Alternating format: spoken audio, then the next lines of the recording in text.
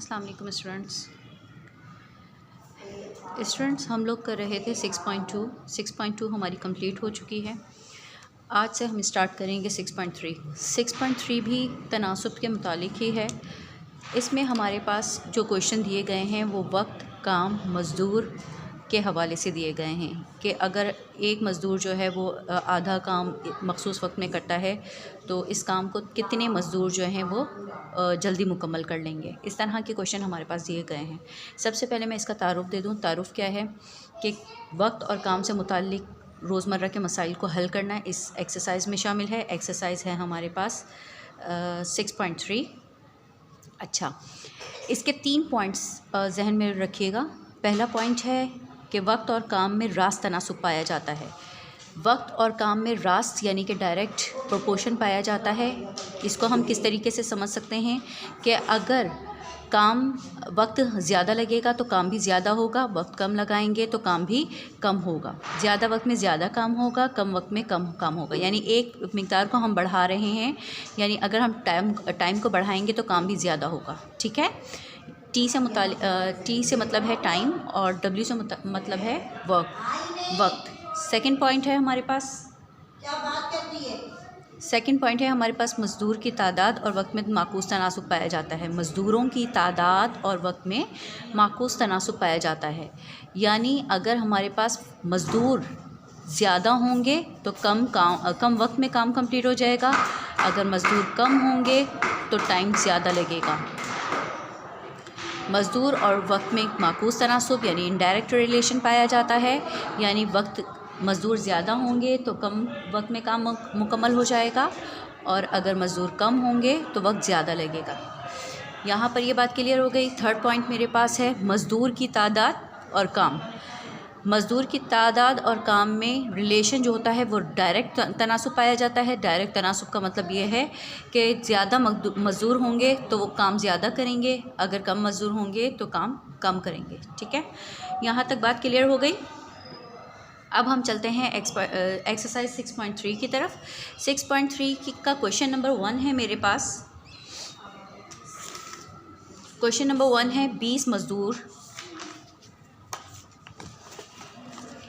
Question number 1 है मेरे पास 20 मज़दूर निस्फ़ काम को एक मखसूस वक्त में मुकम्मल करते हैं तो कितने मज़दूर 3/4 काम इसी वक्त में मुकम्मल करेंगे।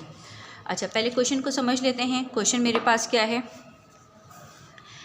मज़दूर 20 हैं। मज़दूरों की तादाद कितनी है? मज़दूरों की तादाद मेरे पास 20 है। ठीक है।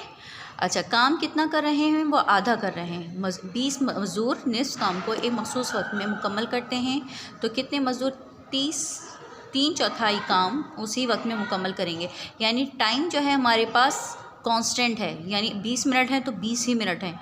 20 मज़दूर मिलकर उस काम को आधा कर रहे हैं, यानी इसका मतलब है आधा हिस्सा काम का कर रहे हैं 20 मज़दूर। सबसे पहले हम इसका तनासुब बनाएंगे। तनासुब बनाने के लिए पहले हमने हेडिंग डाली मज़दूरों की तादाद और काम। मज़दूरों की तादाद 20 थी तो मेरे पास काम कितना किया उन्होंने? आधा हिस्सा काम किया। और जब मेरे पास 3/4 काम करना है, 3/4 हिस्सा मुकम्मल करना है तो मज़दूरों की तादाद मुझे मालूम करनी है। मज़दूरों की तादाद को मैं सपोज़ कर लेती हूँ कि वो x है। अब यहाँ पर प्रोपोर्शन बनाएंगे। जैसे कि मैंने आपको बताया मज़दूरों की तादाद और काम में डायरेक्ट रिलेशन पाया जाता है। दोनों एरोज़ मेरे पास एक ही डायरेक्शन में जाएंगे। इसका प्रोपोर्शन बनाएंगे। प्रोपोर्शन इस तरह से बनेगा, tail is to head. Tail पर मेरे पास हाफ है और इस टू 3/4 मेरे पास 3/4 हिस्सा है। 3/4 का मतलब होता है 4 हिस्से का काम है जिसमें से 3/4 हमने करना। 3/4 इस तरह से लिखते हैं, 3/4 equal to tail is to head. Tail में मेरे पास यहाँ पर क्या लिखा हुआ है? 20 और हेड पर मेरे पास क्या है? x। यहाँ पर मेरे पास प्रोपोर्शन कंप्लीट हो गया। प्रोपोर्शन बनाने के बाद यहाँ पर मैंने देखा कि तरफ़ैन वाली रकमें कौन कौन सी हैं? हाफ और x मेरे पास तरफ़ैन वाली रकमें हैं। वस्तैन वाली रकमें कौन सी हैं? 3/4 इक्वल टू 20। ओके, अब यहाँ पर हम जानते हैं कि according to proportion law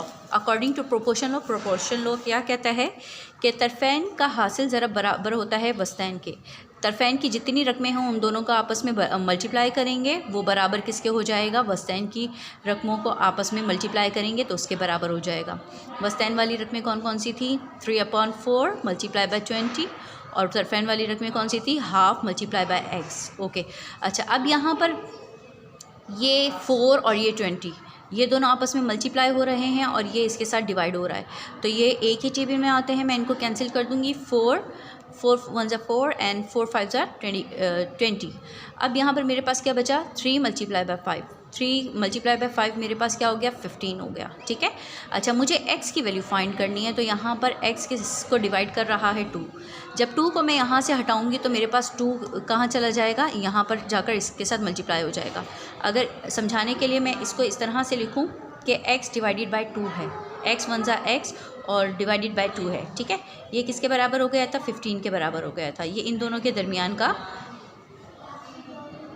step है। ठीक है, मज़ीद समझाने के लिए लिख रही हूँ, वरना इसकी ज़रूरत नहीं थी। अच्छा, अब यहाँ से मैंने 2 हटाया, यहाँ पर जाकर इसके साथ मल्टीप्लाई हो जाएगा, तो ये क्या हो जाएगा, 15 multiply by 2 equal to 30, 30 equal to x। अब x क्या था, मेरे पास मज़दूरों की तादाद। अब यहाँ पर आखिर में हम इसकी इकाई लिख देंगे कि 3/4 काम को करने के लिए हमें कितने मज़दूर दरकार होंगे, 30 मज़दूर इस मखसूस वक्त में 3/4 यानी 3/4 काम को मुकम्मल करेंगे। आखिर में हमारे पास नतीजा ये हासिल आ जाएगा। ठीक है, यकीन है कि ये वाला क्वेश्चन समझ में आ गया होगा।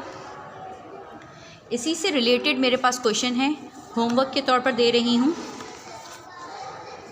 Question number 2 and question number 3। Question number 2 and question number 3 जो है मैं आपको एज ए होमवर्क दे रही हूँ। ये कंप्लीट करके आप मुझे इसकी पिक्स सेंड कीजिए, इनबॉक्स कर दीजिएगा। शुक्रिया। कोई बात समझ में ना आ रही हो, कोई बात पूछनी हो तो आप मुझे इनबॉक्स कर सकते हैं। अल्लाह हाफिज़।